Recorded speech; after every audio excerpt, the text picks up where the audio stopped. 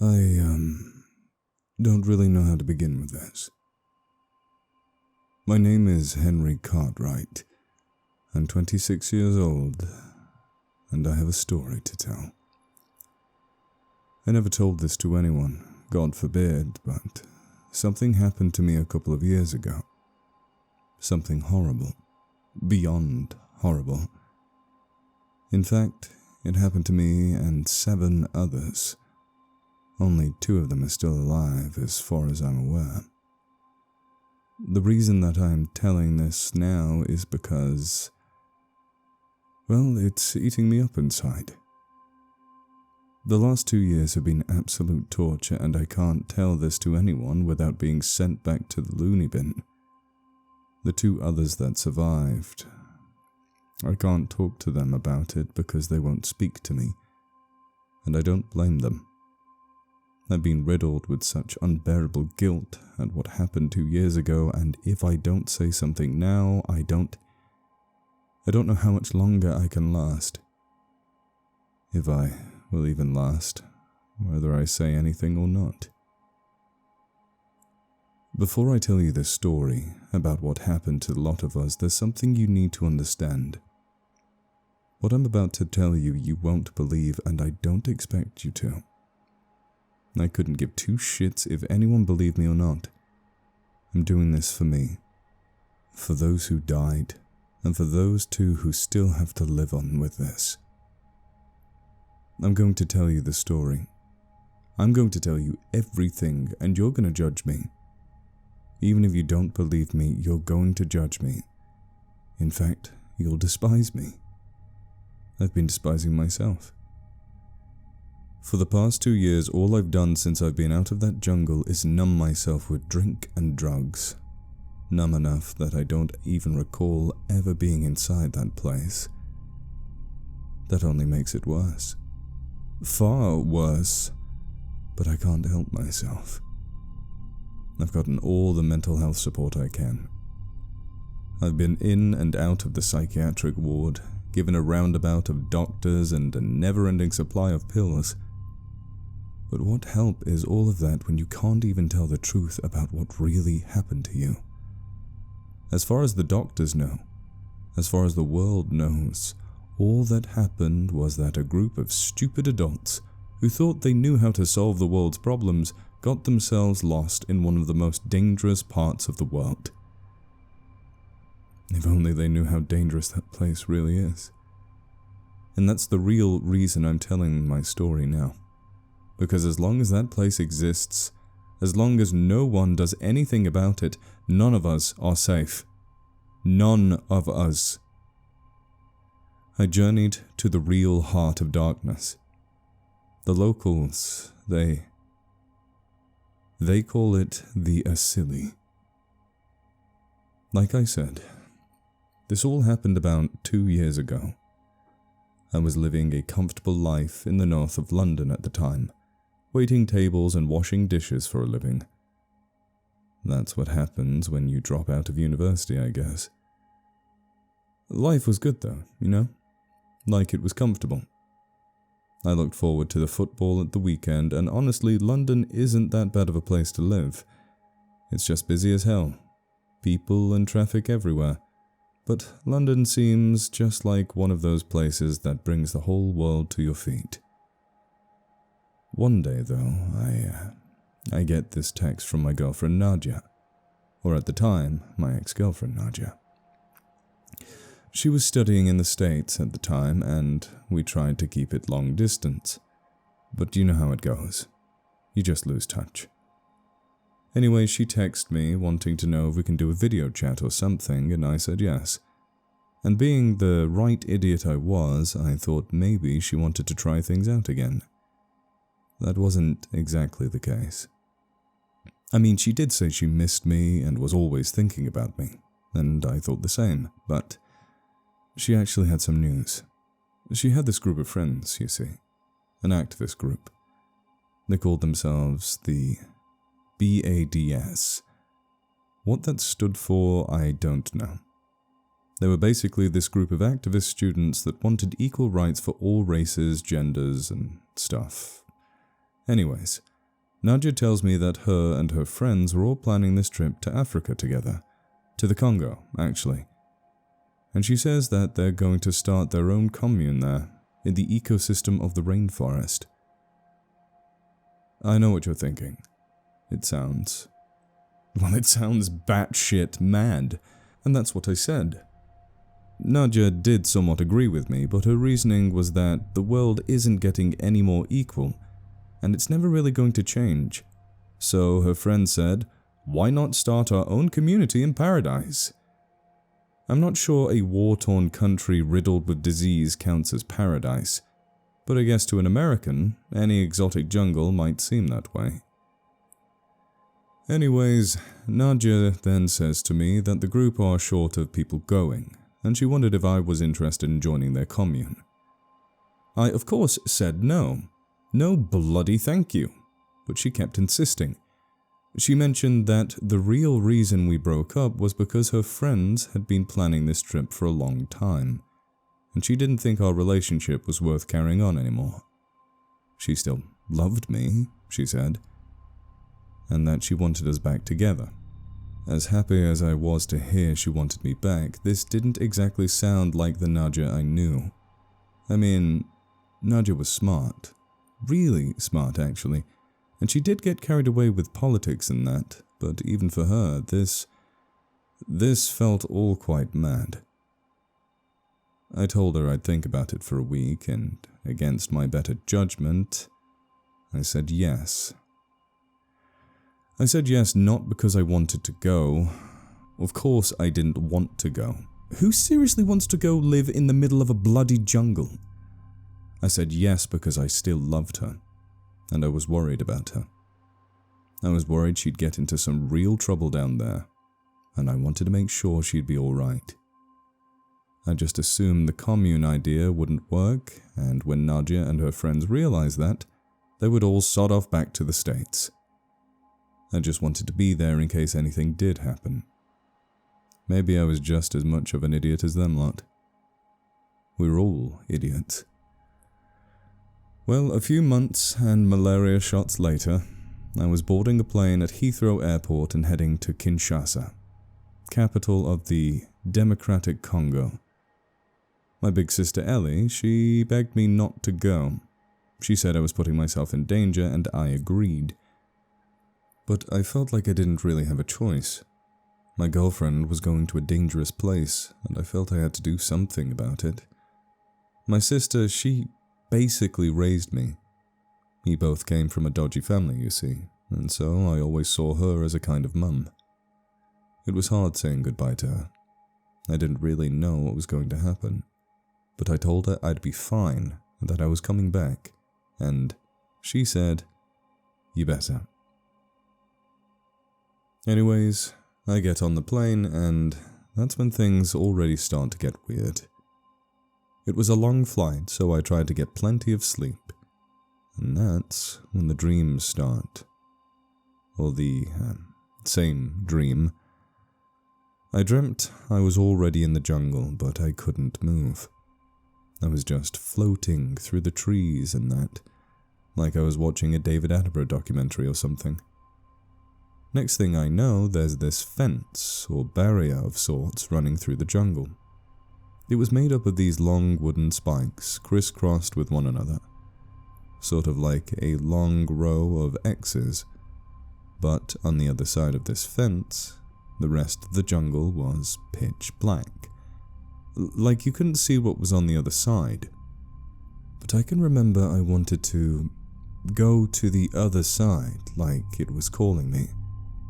I feel myself being pulled through to the other side of the fence and into the darkness, and I feel terrified, but excited at the same time. And that's when I wake back up in the plane. I'm all panicked and covered in sweat, and so I go to the toilet to splash water on my face. That's when I realize I really don't want to be doing this. All I think now of doing is landing in Kinshasa and catching the first plane back to Heathrow. I'm still asking myself now why I never did. I land in Kinshasa. and after what seems like an eternity, I work my way out of the airport to find Nadia and her friends. Their plane landed earlier in the day, and so I had to find them by 1 p.m. sharp, as we all had the same riverboat to catch by 3. I eventually find Nadia and the group waiting for me outside the terminal doors. They looked like they'd been waiting a while. As much anxiety I had at the time about all of this, it still felt really damn good to see Nadia again. And she seemed more than happy to see me too. We hugged and made out a little. It had been a good while after all, and then she introduced me to her friends. I was surprised to see there was only 6 of them, as I just presumed there was going to be a lot more. But who in their right mind would agree to go along with all of this anyway? The first 6 members of the group was Beth, Chantel, and Angela.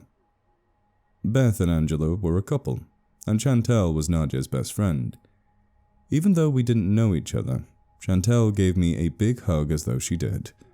That's Americans for you, I guess. The other 3 were all lads: Ty, Jerome, and Moses. Moses was the leader, and he was this tall, intimidating guy who looked like he only worked out his chest, and he wore his gold cross necklace as though to make himself look important. Moses wasn't his real name, that's just what he called himself. He was a kind of religious nut of sorts, but he looked more like an American football player than anything. Right from the beginning, Moses never liked me. Whenever he even acknowledged me, he would call me some name like Oliver Twist or Mary Poppins. Either that, or he would try mimicking my accent to make me sound like a chimney sweeper or something. Jerome was basically a copy and paste version of Moses. It was like he idealized him or something, always following him around and repeating whatever he said. And then there was Ty. Even for a guy, I could tell that Ty was good looking. He kind of looked like a Rastafarian, but his dreads only went down to his neck. Out of the 3 of them, Ty was the only one who bothered to shake my hand. But something about it seemed disingenuous, like someone had forced him to do it. Oh, I think I forgot to mention it, but everyone in the group was black. The only ones who weren't was me and Angela. Angela wasn't part of the bads. She was just Beth's girlfriend. But Angela, she was pretty cool. She was a little older than the rest of us, and she apparently had an army background. I mean, it wasn't hard to tell. She had a short boy's hair and looked like she did a lot of rock climbing or something. She didn't really talk much and mostly kept to herself, but it actually made me feel easier with her there. Not because, but because neither of us were BADS members. From what Nadia told me, Moses was hoping to create a black utopia of sorts. His argument was that humanity began in Africa, and so as an African-American group, Africa would be the perfect destination for their commune. I guess me and Angela tagging along kind of ruined all of that. As much as Moses really didn't like me, Ty, it turned out, hated me for different reasons. Sometimes I would just catch him staring at me, like he just hated the shit out of me. I wouldn't learn till later why that was. What happens next was the journey up the Congo River. Not much really happened, so I'll just try my best to skip through it. Luckily for us, the river was right next to the airport, so reaching it didn't take long, which meant we got to avoid the hours-long traffic. As bad as I thought London traffic was, Kinshasa was apparently much worse. We get to the river and it's huge. I mean, really huge. The Congo River was apparently one of the largest rivers in the world, and it basically made the Thames look like a puddle. We get there, and there's this guy waiting for us by an old wooden boat with a motor. I thought he looked pretty shady, but Moses apparently arranged the whole thing. The guy, he only ever spoke French, so I never really understood what he was saying, but Moses spoke some French, and he pays him the money. We all jump in the boat with our things, and the man starts taking us upriver. The journey upriver was good and bad. The region we were going to was days away. but it gave me time to reacquaint with Nadia, and the scenery, it was unbelievable. To begin with, there was people on the river everywhere, fishing in their boats or canoes and ferries more crammed than London Underground. At the halfway point of our journey, we stopped at this huge crowded port town called Mbandaka to get supplies, and after that, everything was different. The river, I mean. The scenery. It was like we left civilization behind or something. Everything was green and exotic. It honestly felt like we stepped back in time with the dinosaurs. Someone on the boat did say the Congo had its own version of the Loch Ness Monster somewhere. That it's a water dinosaur that lives deep in the jungle. It's called, Mukeli Mbembe or something like that. Where we were going, I couldn't decide whether I was hoping to see it or not. I did look forward to seeing some of the animals on this trip, and Nadia told me we would probably get to see some hippos or elephants, but that was a total letdown. We could hear birds and monkeys in the trees along the river, but we never really saw them. I guess I thought this boat ride was going to be a safari of sorts. We did see a group of crocodiles sunbathing by the riverbank, and if there was one thing about that boat ride I feared the most, it was definitely crocodiles. I think I avoided going near the edge of the boat the entire way there. The heat on the boat was unbearable, and for like half the journey, it just poured with rain. The humidity was like nothing I had ever experienced. In the last 2 days of the boat ride, all it did was pour rain. Constantly. I mean, we were all drenched. The river started to get more and more narrow. Like, narrow enough for only one boat to fit through. The guy driving the boat started speeding round the bends of the river at a dangerous pace. We honestly didn't know why he was in a rush all of a sudden. We curve around one bend, and that's when we all notice a man waving us down by the side of the bank. It was like he was waiting for us. Turns out, this was also planned. This man, Fabrice, I think his name was, he was to take us through the rainforest to where the group had decided to build their commune. Moses paid the boat driver the rest of the money, and without even a goodbye, the guy turns his boat around and speeds off. It was like he didn't want to be in this region any longer than he had to. It honestly made me very nervous. We trekked on foot for a couple of days, and honestly, the humidity was even worse inside the rainforest. But the mosquitoes, that truly was the bloody worst. Most of us got very bad diarrhea too, and I think we all had to stop about 100 times just so someone could empty their guts behind a tree. On the last day, the rain was just pouring down, and I couldn't decide whether it was too hot or too cold. I remember thinking that I couldn't go any longer. I was exhausted. We all were. But just as this journey seemed like it would never end, the guide Fabrice, he suddenly just stops. He stops and is just frozen, just looking ahead and not moving an inch. Moses and Jerome tried snapping him out of it, but then he suddenly starts taking steps back, like he hit a dead end. Fabrice's English wasn't the best, but he just starts saying, "I go back, you go, I go back." Basically, what he meant was that we had to continue without him. Moses tried to convince him to stay. He even offered him more money, but Fabrice was clearly too afraid to go on.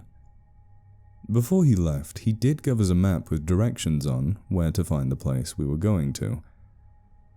He wished us all good luck, but then he stops and was just staring at me, dead in the eye. And he said, "Good luck, England." Like me, Fabrice liked his football, and I even let him keep my England soccer cap I was wearing. But when he said that to me, it was like he was wishing me luck most of all, like I needed it the most. It was only later that day we reached the place we were planning to build our commune. The rain had stopped by now, and we found ourselves in the middle of a clearing inside the rainforest. This was where our commune was going to be. When everyone realized we'd reached our destination, every one of us dropped our backpacks and fell to the floor. I think we were all ready to die. This place was surprisingly quiet, and you could only hear the birds singing in the trees and the sounds of swooshing that we later learned was from a nearby stream. In the next few days, we all managed to get our strength back. We pitched our tents and started working out the next steps for building the commune. Moses was the leader, and you could tell he was trying to convince everyone that he knew what he was doing. But the guy was clearly out of his depth. We all were.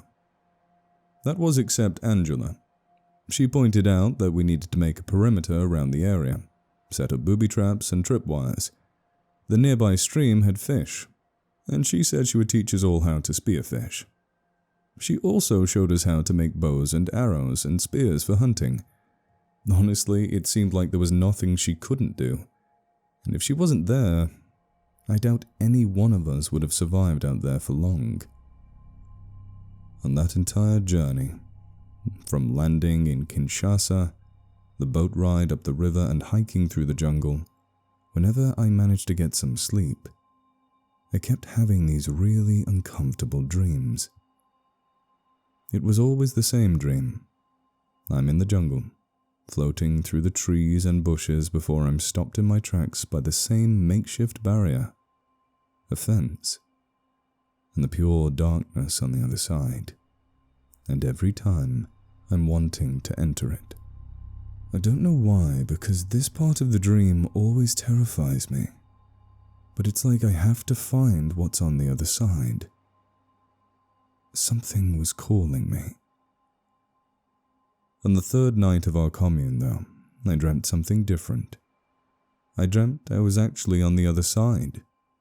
I can't remember much of what I saw, but it was dark, really dark, but I could walk.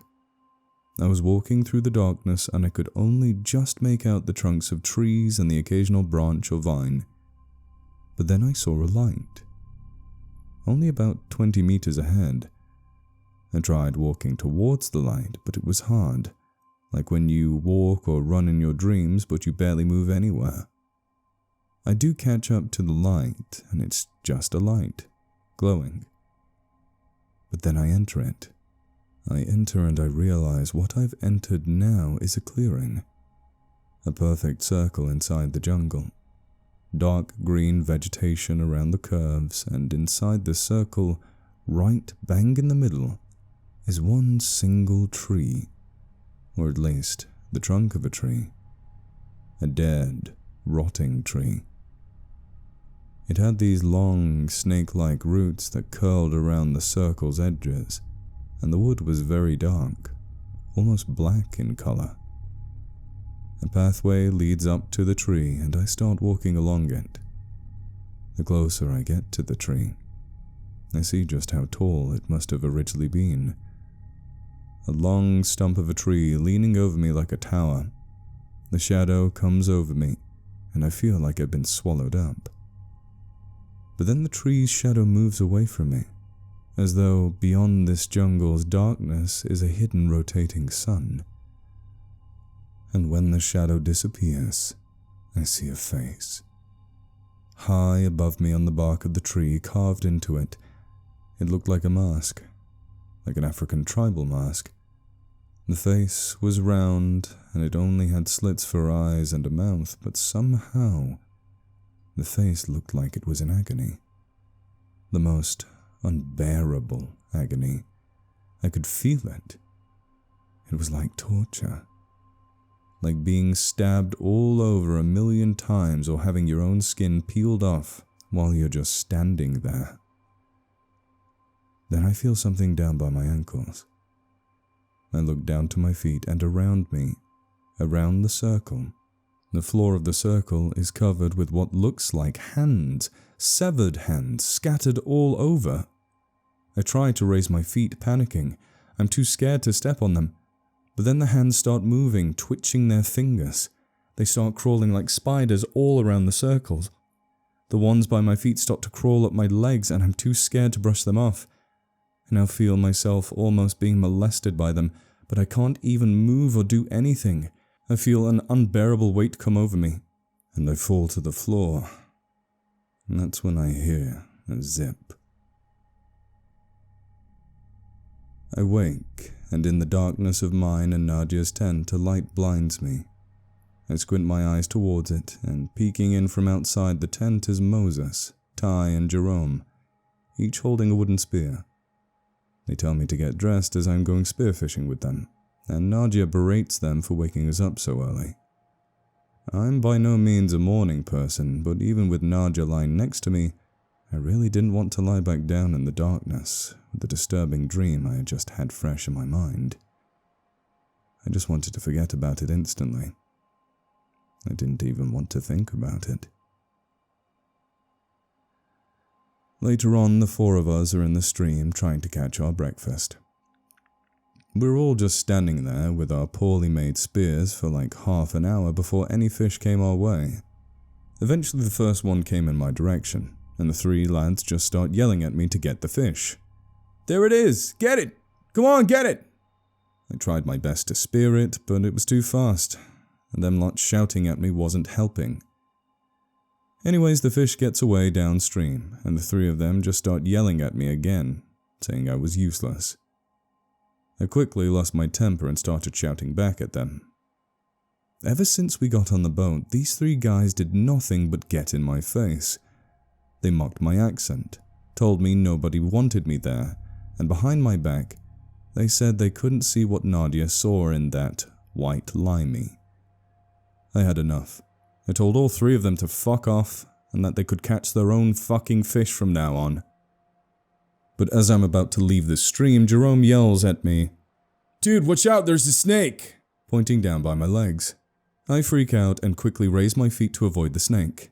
I panic so much that I lose my footing and splash down into the stream. Still freaking out over the snake near me, I then hear laughter coming from the three lads. There was no snake. Having completely had it with the lot of them, I march over to Jerome for no other reason but to punch his lights out.